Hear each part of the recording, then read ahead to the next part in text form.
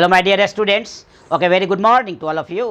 आज हम लोग यूजेज ऑफ डायमेंशनल इक्वेशन का अनदर पार्ट में इन कर रहे हैं। पहला पॉइंट हमने देखा था कल, to check the correctness of physical equation, यानी फिजिकल इक्वेशन के शुद्धता की जांच किए थे हम लोग on the basis of principle of homogeneity. यानी डायमेंशनल इक्वेशन का यूज चल रहा है, यूजेज, उसमें फर्स्ट यूज आपने देखा to check the correctness of physical equation on the basis of principle of homogeneity.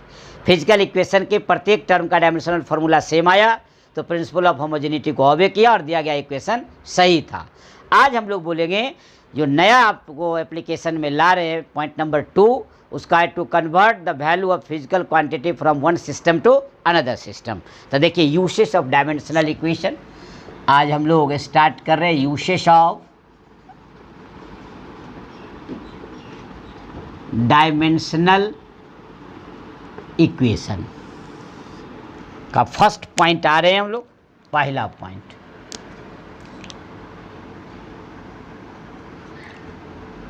To convert the value of physical quantity from one system to another system। आज हम लोग इसी के बारे में एडजस्ट करेंगे। कहते हैं कि एनी फिजिकल क्वांटिटी, देखा जाए एनी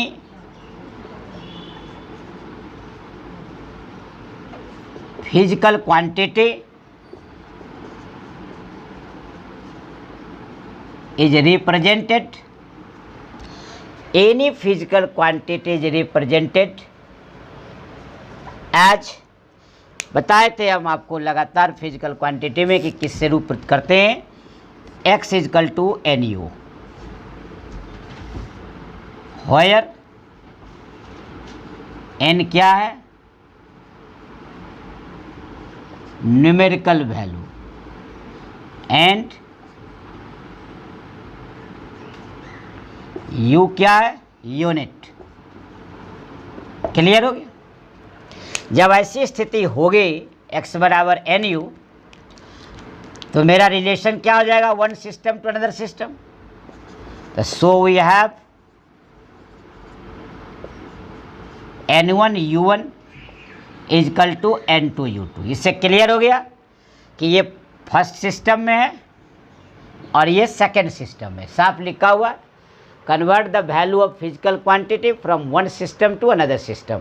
मान लेते ये सीजीएस में है तो ये एसआई में है, ये एसआई में है तो ये सीजीएस में है, ये स्मॉलर है तो ये लार्जर है, ये बिगर है तो ये स्मॉलर है। यानी एक सिस्टम से दूसरे सिस्टम में कन्वर्ट करने का रिलेशन हो गया। ये आपका रिलेशन हो गया, ध्यान से सुनेंगे। तो इससे एक फाइनल फार्मूला क्या बन के आया, n2 इजकल टू n1 गुने u1 बाय u2। ये आपका रिलेशन ध्यान रखना है आपको कि n2 इजकल टू n1 गुने u1 बाय u2। ये आपका इक्वेशन 1। ये एक सिस्टम का है, ये दूसरे सिस्टम का है। ये आपको थियरी पढ़ रहे हैं आप। जैसे इसका ये अर्थ हुआ, जैसे 5 मीटर बोलते हैं आप, तो n हो गया 5 न्यूमेरिकल वैल्यू, यू हो गया यूनिट 5 मीटर। हम 500 न्यूटन बोल रहे हैं आप, तो न्यूमेरिकल वैल्यू 500, यूनिट हो गया न्यूटन। तो क्लियर हो गया ना, एक न्यूमेरिकल वैल्यू और एक यूनिट रहेगा तभी जाकर फिजिकल क्वांटिटी को रिप्रेजेंट करेगा, नहीं तो फिजिकल क्वांटिटी को रिप्रेजेंट नहीं करेगा। 5 मीटर यानी डिस्टेंस को बताएगा, लेंथ को बताएगा।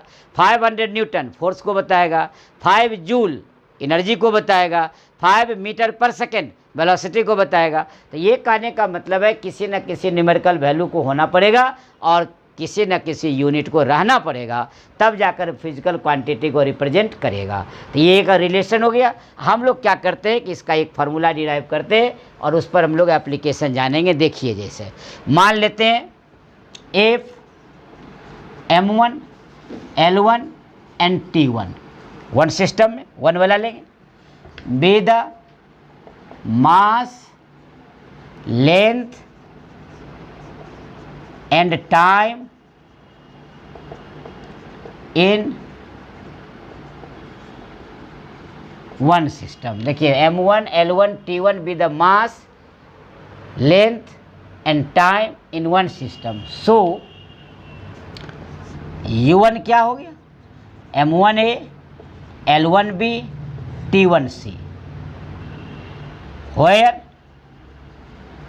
A, B and C are the dimension in power in terms of mass, length and time respectively. Clear? Similarly, ये वन सिस्टम में ध्यान से देखिएगा. Similarly, in another system,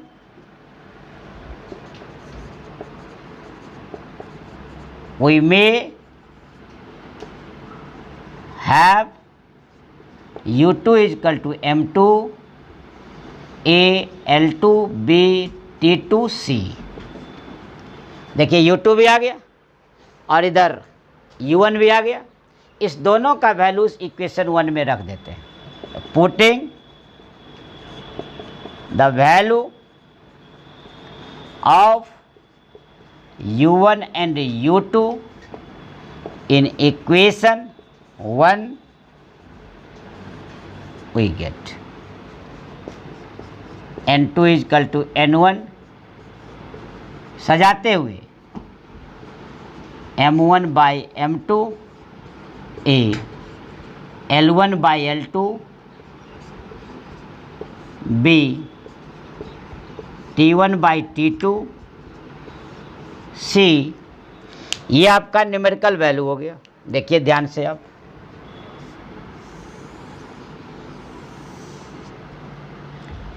ये आपका हो गया इक्वेशन नंबर 2. इस तरह इक्वेशन 2 में आ गए हम लोग. देखिए इक्वेशन 1 में U1 और U2 का वैल्यू रख. देखिए M1 by M2 A, L1 by L2 B, T1 by T2 C. तो इस तरह एक रिलेशन तैयार हो गया कन्वर्जन का. इससे ये पता चला कि पहला सिस्टम यानी किसी भी सिस्टम में चाहे स्मॉलर हो या बिगर में लाना हो, बिगर हो स्मॉलर में लाना हो, चाहे CGS हो SI में लाना हो, SI में हो CGS में लाना हो, तो हम लोग इसका यूज करेंगे. बहुत व्यापक यूज है इसका, काफ़ी मोस्ट VVI यूज है. ध्यान रखेंगे ये काफ़ी इम्पोर्टेंट है, इसीलिए इसको स्टार लगा देते हैं हम. अब देखिए इसके आधार पर एक प्रॉब्लम सोल्व करते हैं एप्लीकेशन, तो आपको ज़्यादा मज़ा आएगा. जैसे आप देख लीजिए एक एग्जाम्पल. अब देखिए इसका यूज करते हैं हम एक लोग. फॉर एग्जाम्पल आते हैं, फॉर एग्जाम्पल आते हैं. कन्वर्ट 1 न्यूटन इनटू डाइन में बदलना है. क्लियर हो गया कि ये क्या पूछ रहा है आपको कि 1 न्यूटन खाली स्थान है, देख लीजिए आप, भरना आपको 1 डाइन. देखिए 1 न्यूटन कितना डाइन के बराबर है, आप रटे होंगे, याद होगा हमको 10⁵ डाइन. तो आज डिराइव करेंगे डायमेंशनल इक्वेशन के द्वारा कि कैसे 1 न्यूटन 10⁵ डाइन होता है, ताकि आपका सेटिस्फैक्शन ज़्यादा से ज़्यादा तीव्र गति से बढ़ जाए. तो देखिए कैसे हम स्टार्ट करते हैं, ध्यान दीजिएगा. सबसे पहले क्या करना है, पता लगाना आपको कि न्यूटन या डाइन किसका यूनिट है. तो पता चल गया ये फोर्स का यूनिट है, तो यहाँ लिख देंगे हम लोग सेंस N यानी न्यूटन, और dyne is the unit of force.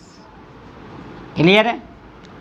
तो फोर्स का है, इसलिए डायमेंशनल फार्मूला क्या आएगा, फोर्स. सबसे पहले आप क्या करेंगे, डायमेंशनल फार्मूला फोर्स का लिखेंगे. Show dimensional formula of force. सबसे पहला काम पता लगाना रहेगा ML/T-2. क्लियर है? अब क्या करेंगे, एक सिस्टम से दूसरे सिस्टम में कन्वर्जन का चार्ट बनाएंगे. जैसे कहिएगा नहीं समझे सर, देखिए एक चार्ट खींचते हैं, क्लियर हो जाएगा। दिया हुआ किस में? एसआई सिस्टम में। लाना किस में? सीजीएस सिस्टम में। तो हम लोग क्या करते हैं, पहले दिए हुए को लेफ्ट साइड एसआई सिस्टम, जो निकालना है उसको राइट साइड में सीजीएस सिस्टम। अब देखिए एसआई सिस्टम में क्या स्टार्ट करेंगे, मास, लेंथ और टाइम। देखिए M1 1 kg, इसमें 1 gram, L1 1 metre, L2 1 centimetre, T1 1 second, T2 1 second. Clear? ये तो आप आराम से बना दिए। अब देखिए यहाँ क्या दिया हुआ है, N1 U1, N2 U2 आपको चाहिए।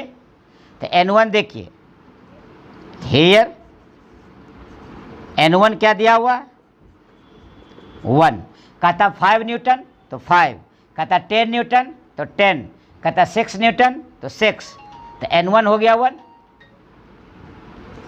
ए देखिए मास का पावर 1 और L का पावर 1, यहाँ मास का पावर A, तो A हो गया 1, L का पावर 1 और यहाँ L का पावर B, तो 1, यहाँ T का पावर -2, T का पावर C, तो C हो गया -2। क्लियर हो गया? देख लीजिए यहाँ M का पावर A, यहाँ M का पावर 1, नहीं कुछ दिया हुआ था तो 1 लिख देंगे, नहीं कुछ दिया है तो 1 लिख देंगे, दिया हुआ रहेगा ना। जैसे यहाँ देखिए -2 है तो छोड़ दिए, तो A का पावर यहाँ देख लीजिए, M का पावर A, M का पावर 1, तो A = 1 इक्वेट कर देंगे।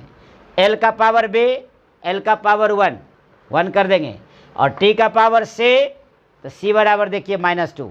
10 टर्म आ गया, 1 2 3 4 5 6 7 8 9 10। अब हम लोग यूजिंग द रिलेशन जो आपने निकाला था अभी, दाएं बगल लिखा हुआ है इसीलिए बोर्ड पर, यूजिंग द रिलेशन N2, देखिए ये खाली है जगह, N1 गुने M1/M2 into A, L1/L2 into B, और T1/T2 इंटू C।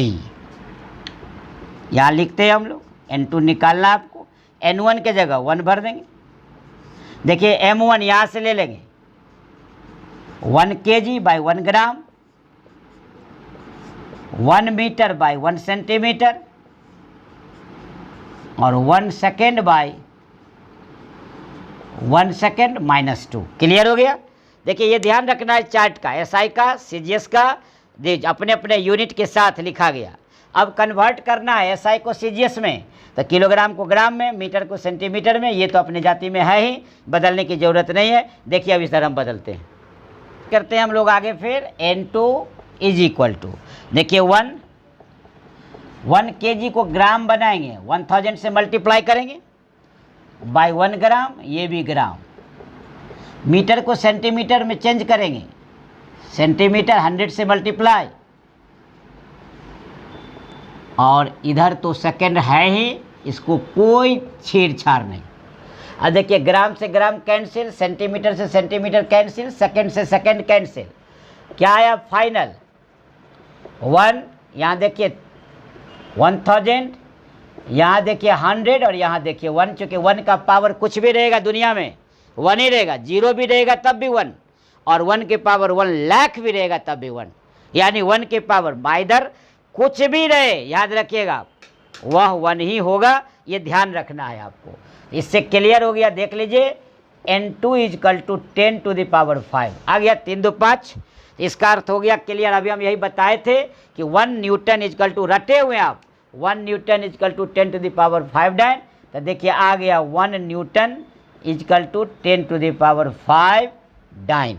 तो इस तरह आपने कन्वर्ट कर लिया। क्या देखा कि एक सिस्टम से दूसरे सिस्टम में फिजिकल क्वांटिटी के वैल्यू को कन्वर्ट किया जा सकता है। 1 न्यूटन = 10⁵ डाइन। ये आपका है एसआई सिस्टम और ये है आपका सीजीएस सिस्टम। इसका चेंज कर दिए वैल्यू। इस तरह आप कई आपको याद होगा, 1 जूल कितना आर्क, मीटर पर सेकेंड स्क्वायर, सेंटीमीटर पर सेकेंड स्क्वायर, किलोमीटर पर सेकेंड, मीटर पर सेकेंड। इस तरह कई एप्लीकेशंस हम लोग पढ़ेंगे, लेकिन हम लोग इसके लिए इंतज़ार करेंगे कल का अगले लेक्चर का, अगले वीडियो लेक्चर में हम लोग इस ज़्यादा से ज़्यादा एप्लीकेशन देखेंगे। तब तक आपसे लेते हैं सुविधा। आप भी रखें अपना ख्याल। Take your self. सबा खैर। Thank you.